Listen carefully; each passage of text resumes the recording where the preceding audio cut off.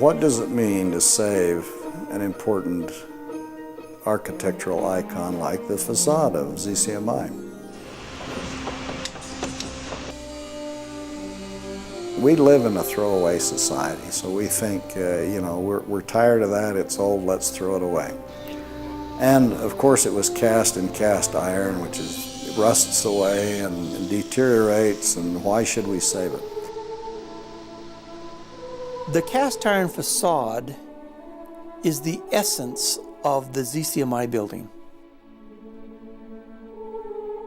What happens behind the facade can come and go. The old building can be torn down, a new one can be put in its place, but the cast iron facade, that's what you keep. If we can save some of those art treasures of our short past and let that continue to influence how we think and how we create things today, I think that's a good thing. People love this type of architecture. These buildings remind people of their childhood and the good old days and the memories that they had growing up in Salt Lake City, being around ZCMIs when they were children, going shopping there with their parents and their grandparents. I have a friend, Joanne Copeland, who loves ZCMI, and she said, when I said, well, I don't know if they're going to put the facade back up again, she said they've got to put the facade back up again because it's a part of our lives and it's a part of our heritage. Great works of art really are immortal. They go from one generation to the next and they live on and help us appreciate what has come before. It inspires and uplifts. That's really the purpose of art, isn't it? To inspire and uplift and to present something that will show people of their possibilities and motivate them to want to do better. And I think we need, especially in today's world, we need more and more of that.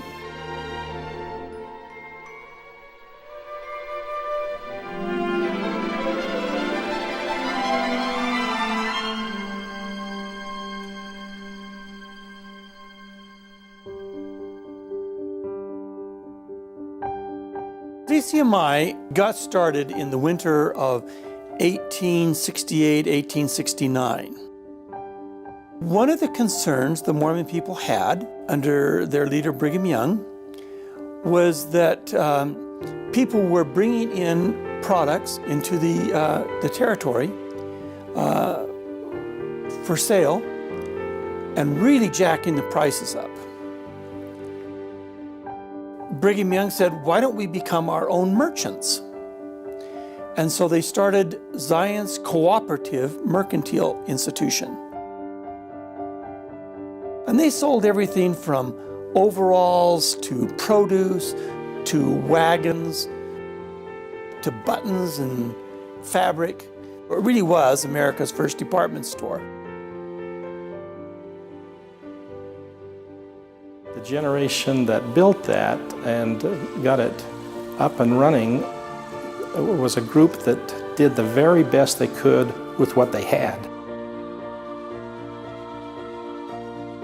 They brought cast iron, which was really an unknown process, to Salt Lake in 1869.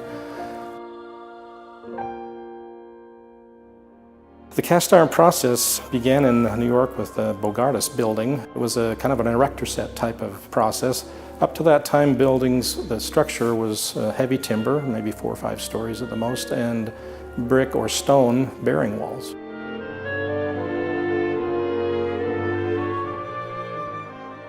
Bogardus was the pioneer of cast iron architecture in the sense of multi-story, particularly commercial buildings, the ones that spread across the United States. The architecture that was in a way invented just at the right moment when the United States was expanding and was spreading west. It was an invention whose time had come.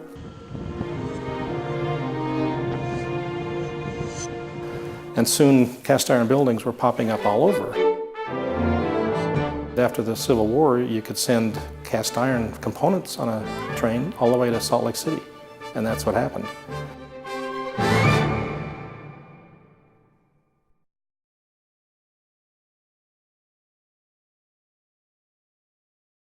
I first heard about ZCMI when my mother said, "I'm going to Salt Lake City."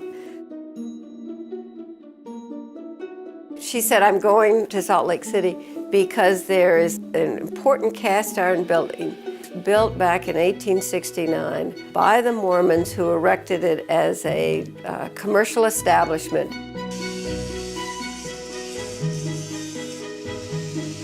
She'd heard about an architect who was working to restore this building in a way that is in keeping with its historical character.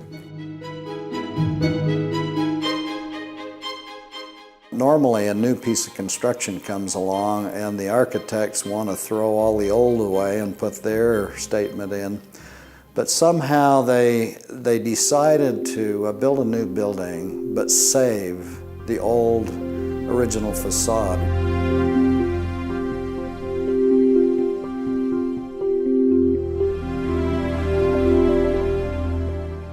The man that she was talking about was Stephen Baird, and I know that she several times visited Salt Lake City. I think that they both saw themselves as early pioneers in this process of finding a practical way to restore cast iron buildings.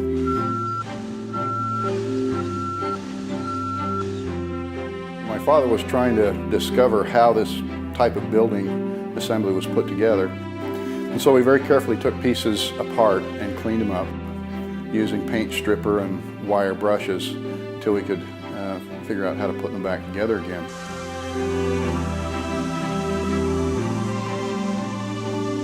Those columns were all done in little tiny pieces and bolted together. So he had to take the paint off, I don't know how many layers, 14 layers of paint had to be taken off so that he could get down to the bolts and find out how the thing was put together.